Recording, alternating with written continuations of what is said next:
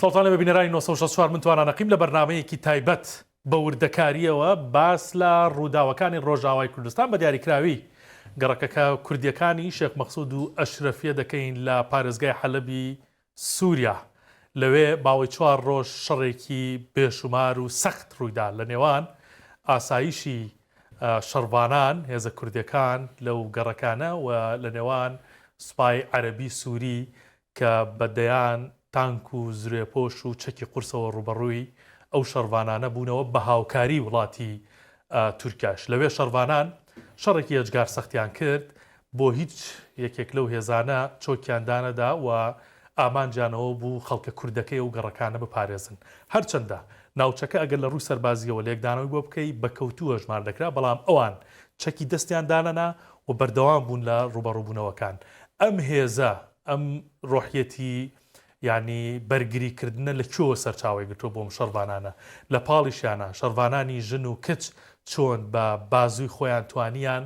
یعنی شەڕێکی بێوێنە ئەنجام بدەن. استراتیژێتی ئەم ناوچەیە چی لێ دەخوێنرێتەوە، بۆچی چاوی لەسرە، بۆچی سوپای سووریا دەیەوێت بە تەواوەتی کۆنتترۆلی بکات. هەموو ئەمانە دەکەمە پرسیار و ڕوبەڕووی عەقی سەلامە سەد ڕاوێژکاری 964 بە کارەباری سەربازی دەکەمەوە. جناب عەقی دووبارە بەخێر بیتەوە. جناب تەزانی سپاس دەکەم شەڕێکی قورس بۆ ماوەی 4 ڕۆژ ڕوویدا لە شێخ مەخسوود و ئەشرەفی حەلەب کە گەڕێکی کوردنشینن. ئەو گەڕەکە لە ڕووی سەربازیەوە ینی بەکەوتووە ژمار دەکرا، بەڵام ئەوەی کە جێگەی سەرنج بوو جەنابەت لە بەرنامەکانی پێشووە لە بابەتی استراتیژێتی شەڕ باسی ئەوەت کردبووە گەر ناوچەیە شەڕی تیا بوو گرنگترین شتەوەیە کە ناوچەی ئیمداداتگەیاندن و هاوکاریگەیاندن لێوە نزیک بێت، بەڵام ئەم ناوچەیە ئەوەشی لێوە نزیک نەبوو، بەڵام بەرگری سەختی تیادا کرا. چۆن بوو ئەم شەڕە و چۆن ڕوویدا؟ ئەو هێزانەی سوپای سووریا کە هاتن ئێستا ئەگەر با بڵێن ناوچەی ئەشرەفی و شێخ مەخسوود ئەمە وەکو دوورگەیەکە لەلایەن سەربازیەوە ئەمە پێوترێت ساقط من الناحية العسكرية کۆتایی پێهاتوە، ینی نابێت لەو ناوچەیە بمێنی لە بن مەرحەمەتی دوژمن بێنی. تۆ نێزیکترین شوۆنت بۆ تەعبیئە بۆ گەیاندنی چەک و هەواڵگری و بڵێ شەروانت پێ بگاتن شەڕکەرت پێ بگاتن تۆ 50 کیلومتر دووری. بەلایەن سووریاوە نەخێر، ئەوان بۆ ئەوان ئاسانترە لە سەرڕێی کاستێلۆن خەتێکی سەریعیان هەیە، هاتوچۆیان بەردەوامە، ئەتوانن هەموو هێزێک و هەموو جۆرەتان کێ بێنە پێشەوە، بەڵام بەلایەن کوردەوە نیانەتوانی شەروانەکان ئەو کەسانەی لەوێنانەوە بوون شەڕێکی قارەمانەیان کرد بەڕاستی. زۆر باشە. کێ بوون ئەو هێزانە، چی بوون ئەو هێزانەی کە پەلاماریاندایی شێخ مەخسوود و ئەشرەفیە؟ ئەو هێزانەی کە هاتوبوو پێک هاتوبوو لە فڕقەی شەست. فڕقەی شەست سەرکردەکەی عەوادت جاسمە کە پێ وترێ ئەبوو قوتەی بەن من بجی. ئەمە فڕقەیەکە بڵێن هی حکومەتی سووریایە، هی شەرعە. جگە لەو فڕقەیە تۆ فڕقەی 72 شت هەیە هاتوبووە پێشەوە. فڕقەی 72 مەلیشیاتە، کۆنتترۆلی ناکرێتن. ئەمانە کۆمەڵ هەر پێشیان ئەوترێ ینی وەکو فڕقەی 76 قوات الحەمزات، هێزی حەمزاتی پێوترێ. ئەمانە سەر بە تورکیان هەر لە بن دەسەڵاتی ئەحمەدی شەرعی شانین بۆ ئاگاداریت. ئەمانە پێک هاتوونە لە تەنزیماتی کۆن. ئەگەر بگەڕێنەوە تەنزیمی قاعیدە لە ناو سووریا لە 2011 بە دواوە شتێ پەیدا بوو پێیانەوت جەبهەت النوسرە. ئەنجا دوای ئەوە داعش هاتە مەیدانەوە. ئەمە کۆی ئەوانەیە فڕقەی 72 زانی ینی هەندێک جار بێگوێی سوپای هەر لە دەرەوەی سوپای سووریان بە قسەی ئەوانیش ناکەن. ئەمانە بە بڕیاری تورکیا جوودێنەوە، فەرمانی ئەوان. ئەمانش بەشدار بوون لەو شەڕە. ئەمانش فڕقەی 72 بەشدار بوو. ئەنجا فڕقەی 76 دێتە پێشەوە. ئەمانی شەرعینی حیساب هەر لە دەسەڵاتیوانەیە نییە، یعنی هەتاکو سەرکردەکانیان یەکێکی ناوی خەتاب الئەلبانیە. ئەنجا فڕقەی 80 دیە. فڕقەی 80 خالد عومەر سەرپەرشتیەکە. خالد عومەر ئەوە ئەفسەرێکی سوپای سووریای کۆنە، انشقاقی کرد لە بەشار لەسەد کاتی خۆی بۆ معارەزە، ئەو سەرپەرشتی ئەو فڕقەیەکە. تۆ حیساب بکە 4 فڕقە هاتە ناوچەی شێخ مەخسوود و ئەشرەفیەوە. هێزێکی زۆر زەخم بێتام. ینی ئەگەر بگەڕێنەوە ئێمە بۆ دواوە سەیری کە بە هێزی ئێران و رووسیا و سووریا کە لێوێنانە بوون ئەو ناوچانە 11 ڕۆژ شەڕی خایاند. وەڵا ڕێک ویستمە و پرسیارە بکەم یانی لە کەوتنی حکومەتەکەی بڵێن بەشار ئەسەدا ئەم هێزەی مەسەلەن ئەحمەد شەرع لە ماوەی 11 ڕۆژ هاتوانیان ئەو حکومەتە گەورە بڕوخێن و ڕاویانێن و هەمووی بگرن، بەڵام 4 ڕۆژ نایانتوانی ئەم ژمارە کەمە شەڕوانە بەو هەموو شەکە بە سێ یعنی حیساب بکە 2 وڵات و مەلیشیات. تورکیا چی بەکارهێناوەکو چەک؟ تورکیا فڕۆکەی بەیڕەقداری بەکارهێنا، موسەیراتی بەکارهێنا، ئەفسەرەکانی ڕەسەد هەمووی ئەفسەری تورک بوون لەو ناوە سەرپەرشتی ئەوانەیانە کرد، جگە لە هێزی هەشتا مەسەڵەن فڕقەی هەشتا کە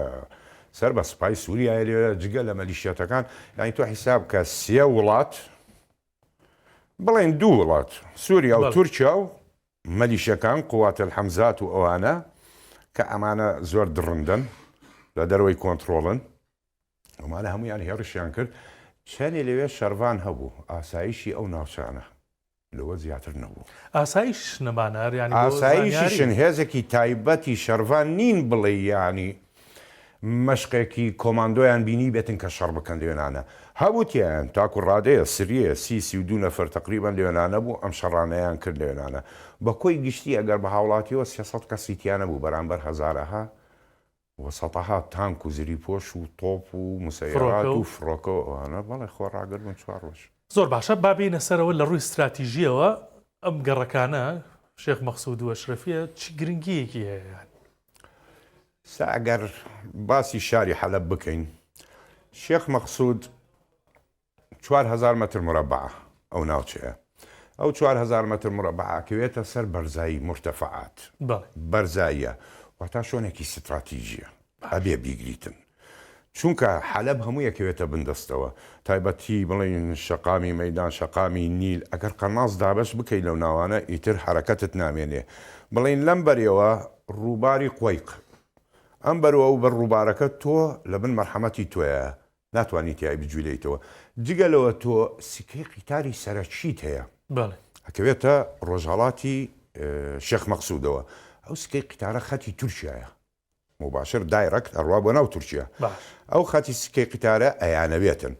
لەبەرەوەی ئەگەر تۆ بێنی 50 سیارەی گەورە بێنی بار هەڵگر تانک و زری پۆش بێنی 6 فارگۆن بە قیتارەکە تۆپ و زری پۆش و تانکە گێنینە ناوی. جگەلەوە ئەگەر سەیری بڵێن باشووری بکەی شێخ ئەشرەفی ئەنجا تۆ ڕێگایەترت هەیە خەت سەریعە کاستێلۆ ئەو خەت سەریعە دیسانەوە بۆ تورکیا دیسان ئەو خەتا ڕاتەوە بۆ تورکیا، تورکیا ئەو ناوانەی ئەوێتن یعنی لێتی بسەنێتن، ئەنجا ئەگەر بیتە بڵێن باشووریەوە بە تەواوەتی قەبرستانی گۆڕستانی فەڕەنسیەکان و گۆڕستانی مەسیحیەکانی لێیە، بەڵام لە هەموو حاڵەتەکە ئەو شۆنە استراتیژیە تەکتیکێکی زۆر سیر هەیە کە بتوانی کۆنتترۆڵی حەلەب بکەی بە هەموو جۆرێ. لەم حاڵەتەیە ئەگەر هات و شەروانیش لە ناو حەلەبە بووایە تەواو ئەمە ساقت من ناحێ عەسکەریە ڕووخاوە ئەبێ لی بکشیتەوە نابێ، بەڵام ئەوەی سەیرە بەڵام بڕێکەوە کەمەوە پرسیارەیانی شەڕوانان دایانزانی کەوتووە ئەوەی جەنابشت باس کرد لە ڕووی استراتیژیەکەوە یعنی ئەو هەموو هێزەش هاتووە دەکەوێت بەڵێ ئەم شەڕە ینی پرسیارەکە لەوە ئەوەیە ینی ئەم شەڕە قارەمانانە چی بووم شەڕوانانە کردیان لە چیەوە سەرچاوە دەگرێتە بیر و باوەڕ تۆ بزانێ ئێمە کەوتمان 4 ڕۆژ قەناعەت بکە ئەگەر خیانەتی تیانە بۆە 4 ڕۆژ زیاتری خایەند، چونکە لە ئەشرەفیەوە بڵین لەگەڵ شێخ مەخسوودە تێکەڵە ئەشرەفی 14 دووەنەمە مەساحەکەی 14 دووەنەمە بەڵێ لەوێ بەگارە هەبوو ئەلبەگارە هاوپەیمان بوون لەگەڵ شەروانان لە 2012ەوە ئەوان ڕێیان کردەوە لە 3 قۆڵەوە هێرش کرایە سەر ئەشرەفیەوە لە باکوور و باشوور و ڕۆژئاواوە بۆیە توانیان بێنە ژوورەوە بۆ ئاسانیانە، بەڵام ئەو شەروانانەی بەڕاستی ینی مخۆم شخصی سەربەرزم پیان و ینی شەڕێکی قارەمانانەیان کرد ئەشیانزانی کۆتاییان پێ هاتووە ینی ئەدۆڕێن بەڵام شەڕیان کرد تاکو ئاخیر فیشەک بەدەستیانەوە لە بیرت نەچێت تۆ ئەو ناوچەیە 55,000 بنەماڵی کوردی لێە خێزانی کوردی لێە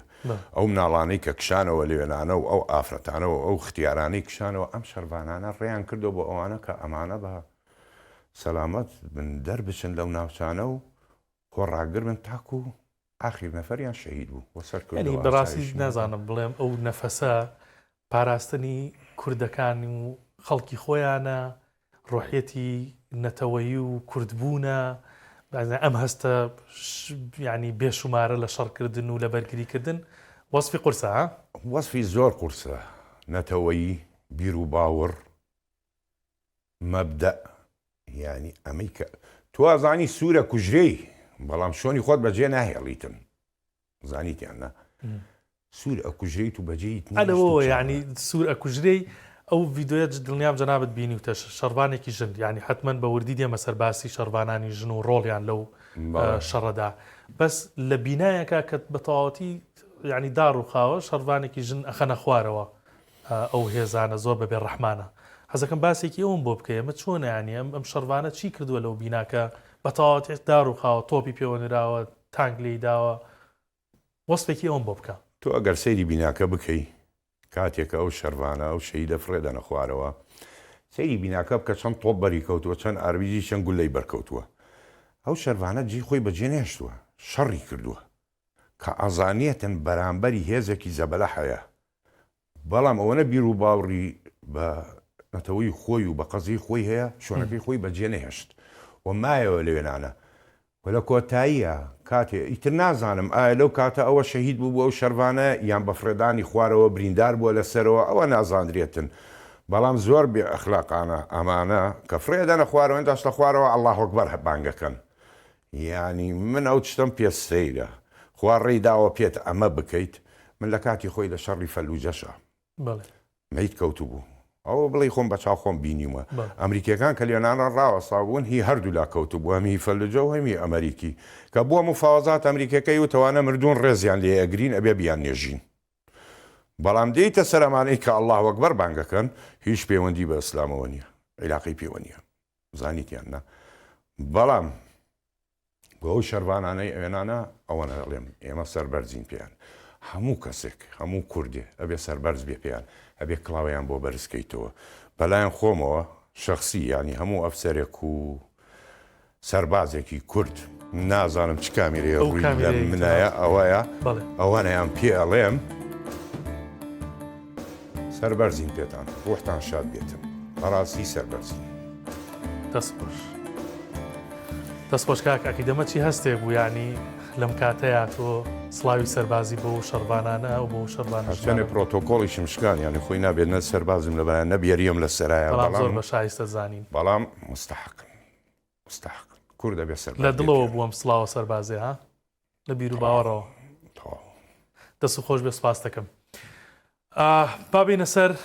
شەڕوانانی ژن ینی ئەوە لە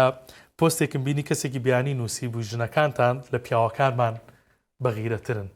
ئەم قسانە زۆر کرا بەرامبەر بە ژنی شەڕوان لە شەڕەکانی پێشوو وە بەتایبەت لەم شەڕەشە چی دەبینی لە ئەم شەڕوانە ژنانەیە لە هێزیانە لە بەرگریانە لە قووەتیانە لە بەرەنگاربوونەوەیانە شەروانی ئافرەت ئێستاکە لە کووردا هیچ جیاوازیەکی نییە لەگەڵ پێوە نە لەلایەن سەربازیەوە نە لەلایەن سیاسیەوە و ئەو بوعدا ئایدۆلۆژیەی کە وەریانگر سەربازیەوە شتێکی زۆر سەیرە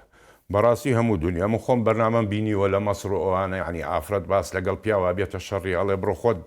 کەمێ بلەرزیانە بلەقێنە وەکو کوردی ینی ئافرەتی کورد بە کە لە سووریا ئەو شەڕانە ئەکەن هیچ جیاوازیەکیان نییە بەڕاستی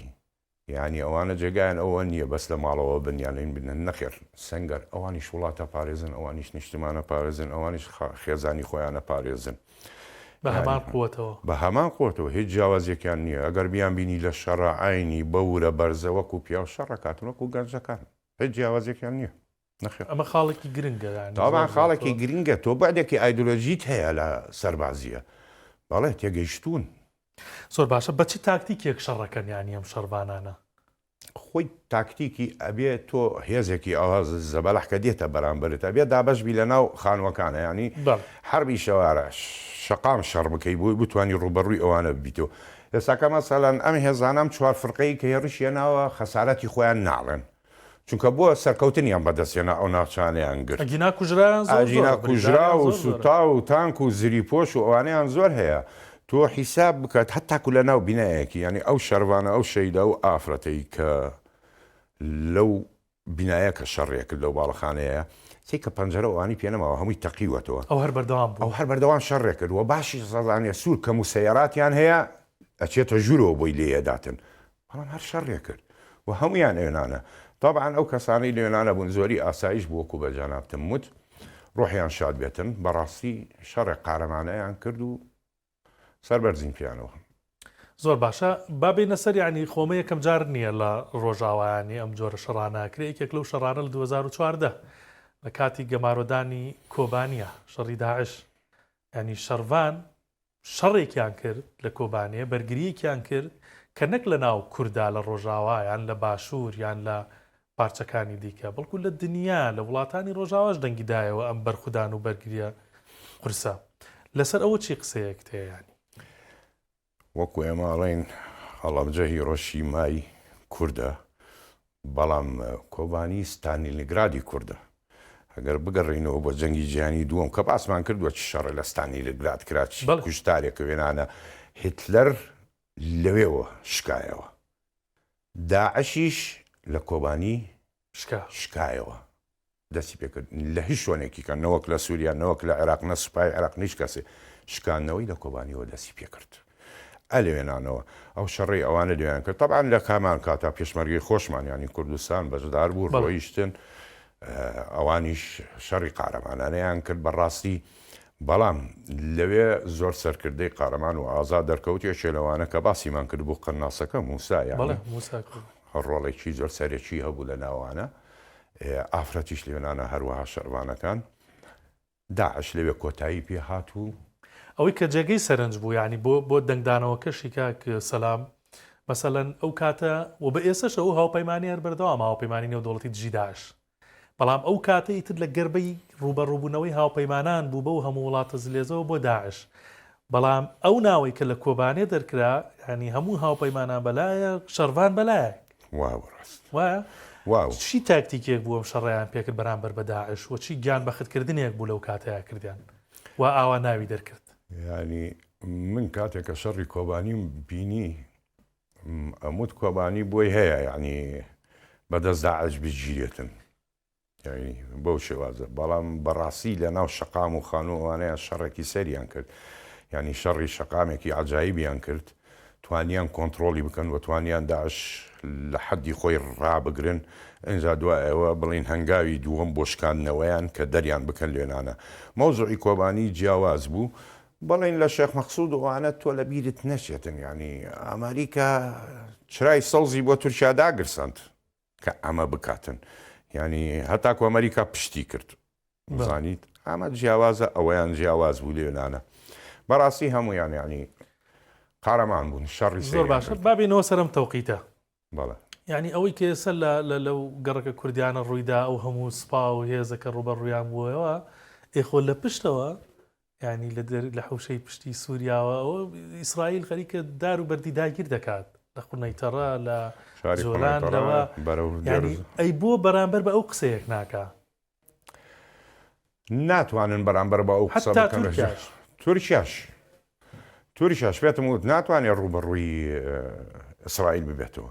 ئیسرائیل بە کەیفی خۆی ئەو ناوچانە دابڕێ و ئەی باتن ئەگەر بێتە سەر ئەحمەد شەرع پیاوێکە ئێستا بڵین باباسی چتێکت بۆ بکەم چی ئەحمەد شەرع و یەکێتر هەیە شێبانی ڕەنگە زۆر کەس نەزانێ ئەمە چییە شەیبانی و ئەحمەد شەرع ئەزانی چۆن دێتە بەرچاوم ئێستاکە وەکو ئەحمەد حەسەن بەکر و سەدام حوسێن چۆنەوە چۆن ئەحمەد حەسەن بەکر سەرۆک کۆمار بوو لە بڵین هەفتاکان ڕای تاکو هەفتاونەوە کە سەدام حوسێن وەریگرت ئەحمەد حەسەن بەکر سەرۆک کۆمار بوو بەڵام چێ عێراقی بردەڕێەوە سەدام حوسێن نۆک ئەحمەد حەسەن بەکر ئێستاش ئەحمەد شەرع شێبانی هەر قەرارێکی بێهی ئەو تێکەداتن لە چواری مانگە کۆبوونەوە لە دیمەشق کرا خەریکی ڕێککەوتن بوون شێبانی هاتە ژوورەوە پیاوی تورکیایە بە قەراری ئەوان نەجوولێتەوە ئەوان فەرمانیە دەنێ کۆبوونەوەکەی تێکدا لەبەرەوە سووریا ئەوها دیارە ئێستا شەحمەدی شەرع پیاوێکە سەر بە ئیسرائیل و ئەمریکا و سعودیە و ئەوانەیە بۆی ناتوان دوایەوە تۆ چۆن لەگەڵ ئیسرائیل چیەکەی بڕۆ یەک فیشەقی لە ئیسرائیل بتەقێنە بزانە چیت لێ کاتن تەواو تەکاتن کەواتە ئەمە بە تەواوەتی لەنگی و یعنی بێهێزی و بەڕاستی بەدەسەڵاتی ئەم حکوومەتە کاتی سووریا دەرەخا تۆ بەرامبەر بە خەڵکی خۆت بەرامبەر بە ئەم کوردانە لەوێ بەو شێوازە شەڕەکەیت و هێزی دنیا و دەیان هەزار سەرباز و تانک و تۆپە بێتە سەریان کەچی لە پشتیشەوە داگیرەکرێت و ناتوانێت قسە هەموو کوردی ئەبێ لە بیری نەچێ دەوروبەرت دوژمنە تعریب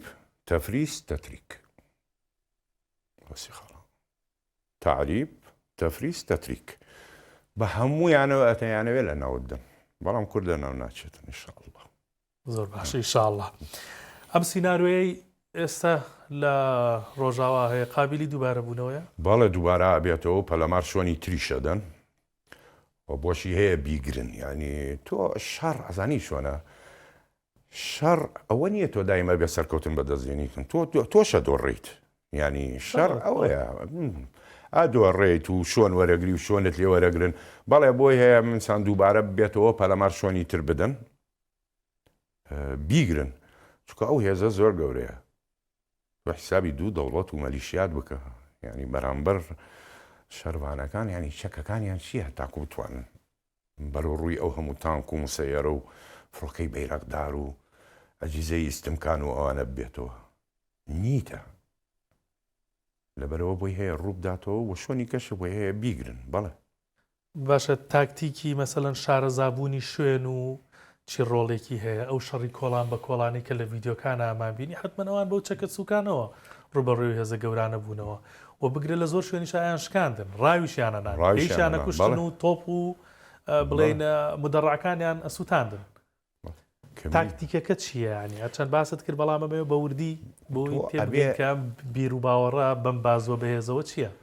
ئەبێ کەمینیان بۆ دابنی کەمینیان بۆ دابنی لە ناو بیناکانەوە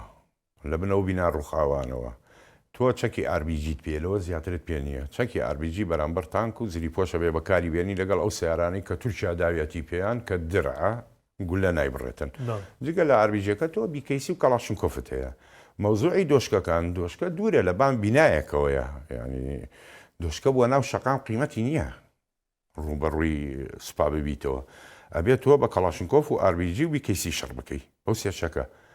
ینی دۆشکە لە بینایە دابنی تاکو چۆن دەتوانێت کۆنتترۆلی کۆڵانەکان بکاتن کەمینیان بۆ دابنی هەڵیان خەڵاتێنی ڕایان چێشی زەربەیە لە شوۆنێکیان لێ بدەیت دەستیان لێ بوەشێنی دوایەوە شۆن خۆت بگۆڕیتن ئەبێ بەو تاکتیکە لەگەڵیانە شەڕکەی چونکە تۆ ئەبێ پارتیزانی بکەی ئەوان هێزن فرقەیە یعنی لەناو بڵین شێخ مەقسوود چەندێ هەبوو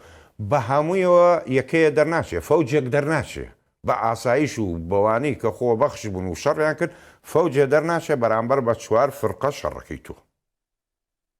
ڕقەمەکە خەیاڵیە خێ ئەمە ئەوە ناگەیەنێ کە مەسەلەن جەناب تەڵێ و سیناریوانە ڕەنگە دووبارە بنەوە بە زۆریش لە ڕۆژاوا یعنی جۆرێک لە لای دوژمن ئەوە بخاتە مێشکیانەوە کە گرتنی هەر شوێنێک ئاسان نییە لەبەرەوە بیر و باوەڕێک شەڕەکە ئەگەر چەکەکەشی سوک بێ بەڵام تاکتیکی شەڕکردنی و بیر و باوەڕەکەی باڵێ ئەگەری هەیە سەرکەوتوش بێ بۆی باڵێ من پێتەڵێم بۆی هەیە سەرکەوتوو بێتن تۆ لە کاتی لە شەڕی ئاوهەیە بەرامبەر بە هێزێکی ئاوهەیە تۆ بێ پارتیزانی بکەی لێی دەی و بکشیتەوە لی دەی و بکشیتەوە وای لێ بکەی بەهێزی بکەیت و ڕای بگری لە ڕادەیەک باش زانین نابێ ئەو هێزە بە هەموو قووەتی بۆت بێتن زەرەری پێنەگا ئەبێ پارتیزانی ئەبێ بسوڕێتەوە لێ دیتەوە بەڵێ کردویانە بەڵێ ئەیکەن بەڵێ ئەیکەن زۆر باشە من هیچی وام نەماوە حەزەکەم دوا قسەی تۆ لەسەر ئەو شەڕە و مەسەلەن هەر زانیارێکی تر لە لای جەنابەت بێ خۆی ئێستا زۆرە ینی دەرنەچووە بەڵام بووە هەموو کوردێک باش ینی تۆ کوردی ئەگەر کوردی ڕۆژهەڵات بێ ڕۆژاوا بێ هەر لایە بێتن عارە بەڵێن سڕ ئەخاکە باڵی منەوە مەظلومن ئەبێ پیشگیریان لێ بکەیت و بێ سەربەرزبی بۆوانی کە لێوە و شەڕیان کرد ئەو کەسانەی کە لێوێ شەهید بوون ڕوحیان شاد بێتن بەڕاستی ینی ئەبێ سەربەرزبین جێگەی ڕێزن بەڕاست جێگەی ڕێزن و بێ مێژوونە باسییان بکاتنیانی وەکو کۆبانی و شەڕیکە و وەکو پێشمەرگەی دیێرینی خۆمان شەیدەکان ئەبێ باس بکرێتن بەڵێ لە یاد نەکرێ زۆر باشە منیسی وام نەماوە سپاس بۆ سەلامە ڕایشکاری 1964 بۆ کاروباری سەربازی سپاس بۆ بینەریەوەش کاتێکی خۆش دەست خۆش قوربان